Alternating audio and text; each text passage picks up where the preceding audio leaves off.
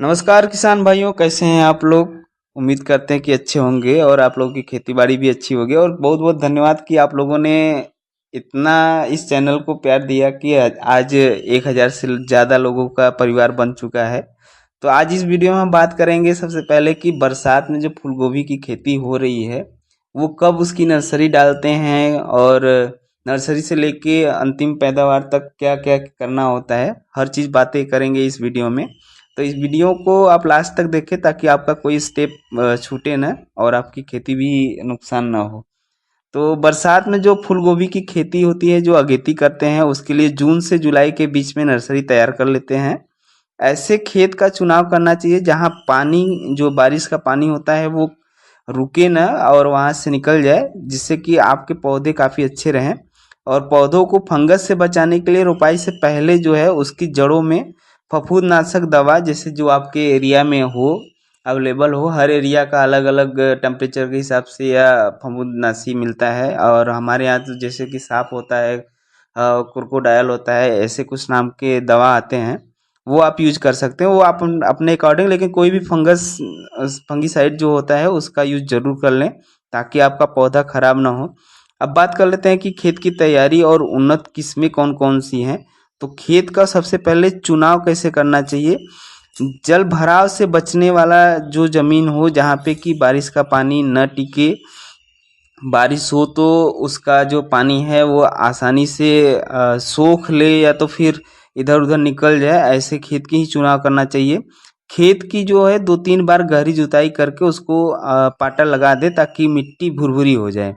अब बात कर लेते हैं खाद और उर्वरक क्या क्या देना चाहिए। तो प्रति एकड़ खेत में लगभग 4 से 6 टन सड़ी हुई गोबर की खाद पहले आप डाल लें, और 40 kilo urea, 60 kilo single super phosphate और 30 किलो म्यूरेट ऑफ पोटास अच्छी तरह से मिला लें और उसको जुताई करवा दें, जिससे कि ये खाद उसके अंदर काम करता रहे। क्योंकि कुछ चीज़ें होती हैं कि वो तुरंत खेत में डालने से नहीं काम करता है, कुछ दिनों बाद वो एक्टिव होते हैं, जो पौधों के लिए काफ़ी अच्छे होते हैं। जो उन्नत किस्में हैं बरसात के मौसम में उगाने के लिए, जो अगेती किस्मों जैसे कि अर्ली कुआरी करके आता है, पूसा दीपाली आता है, और हाइब्रिड बीजों का भी आप चुनाव कर सकते हैं, जो आपके एरिया के हिसाब से वो पौधा काफ़ी विकास होने में सक्षम रहे। क्योंकि कुछ पौधे जो होते हैं, कुछ टेम्परेचर, जैसे कि आपके यहाँ अगर बहुत ज़्यादा टेम्परेचर है तो वहाँ पे वहाँ के हिसाब से ही गोभी का जो बीज होता है वो चुनाव करना चाहिए। और आपको 15-22, हमको लगता है कि जो CFL 15-22 सिजेंटा का जो कंपनी का आता है वो काफ़ी हद तक हर एक एरिया में चल जाता है अच्छा। और साथ ही साथ आपका सुपर सीग्रा है, वो भी आप लगा सकते हैं।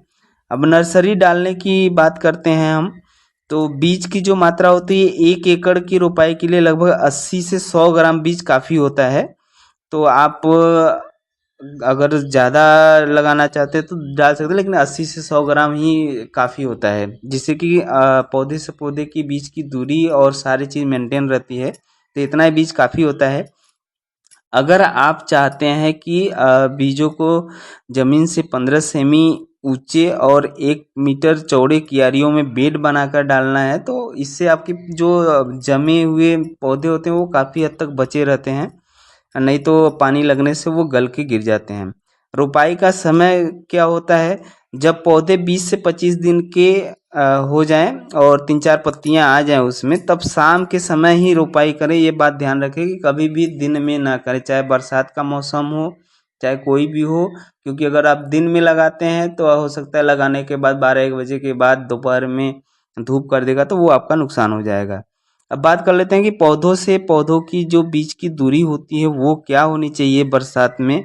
तो बरसाती गोभी के लिए जो पौधों को ज़्यादा फैलने की जगह नहीं चाहिए होती है, क्योंकि इस समय मौसम के हिसाब से वो बहुत ज़्यादा नहीं फैलते हैं। तो पौधों से पौधों के बीच की जो दूरी होती है वो 1 फीट रख सकते हैं, और जो लाइन से लाइन के बीच की दूरी होती है वो 1 फीट से 1.5 फीट तक रख सकते हैं। अगर आपको लगता है कि ये जो पौधा है आपका, जो गोभी का बीज डाले हैं, वो ज़्यादा फैलाव नहीं करता है, तो आप कम भी कर सकते हैं।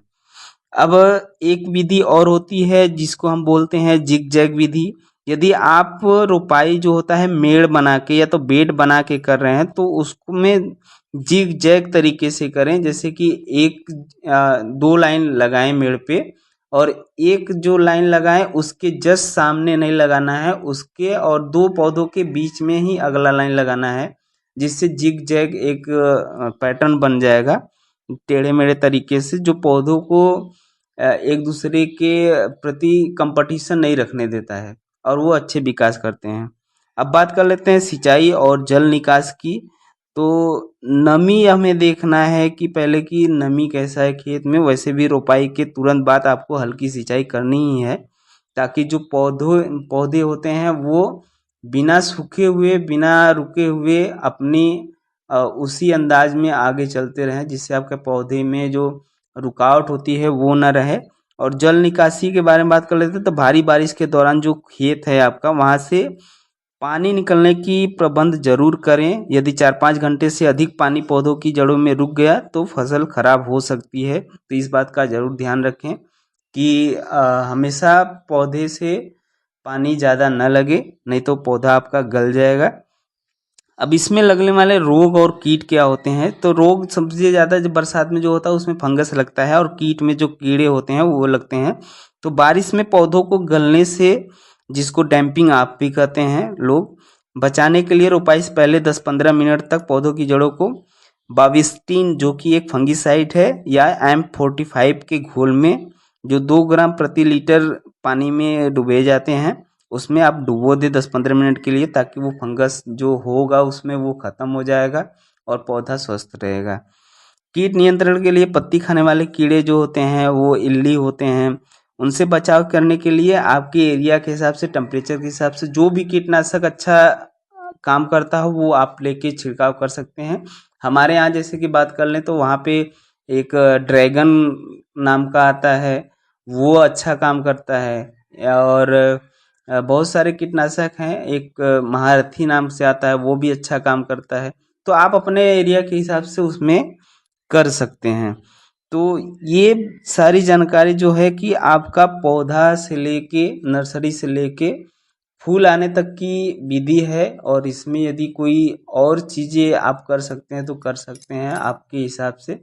और एक बात का ध्यान जरूर रखें कि जो लास्ट में जब आपका फूल आने लगे, तो जैसे ही फूल उसमें स्टार्ट हो जाता है, तब आपको उसमें बोरान, कैल्शियम, इनका छिड़काव जरूर करना है। इनका छिड़काव इसलिए करना है क्योंकि जो फूल आता है उसमें जो पीलापन रहता है वो एकदम नहीं रहेगा, अच्छा खासा चमकता हुआ फूल आपका आएगा, जिससे आपका मार्केट वैल्यू बढ़ जाएगा। और उसके साथ ही साथ एक चमक नाम की आती है, जो कि यही बोरान और कैल्शियम का ही मिक्सर होता है, वो भी काफ़ी हद तक बहुत अच्छा काम करता है। आप तो वो जैसे ही सारे पौधों में फूल बैठने लगे, आप इसका छिड़काव जरूर करें, 2 बार छिड़काव कर दें 10-10 दिन के अंतराल पे, जिससे आपका फूल की जो चमक और सफ़ेदी बने रहे और आपको मार्केट में अच्छा रेट मिल सके। तो ये सभी जानकारी आप लोगों को कैसी लगी, आप कमेंट करके बता सकते हैं, और अच्छा लगे तो चैनल को सब्सक्राइब जरूर कर लें और वीडियो को लाइक कर लें। हम मिलते हैं अगले वीडियो में एक नए खेती के साथ। तब तक के लिए धन्यवाद, नमस्कार।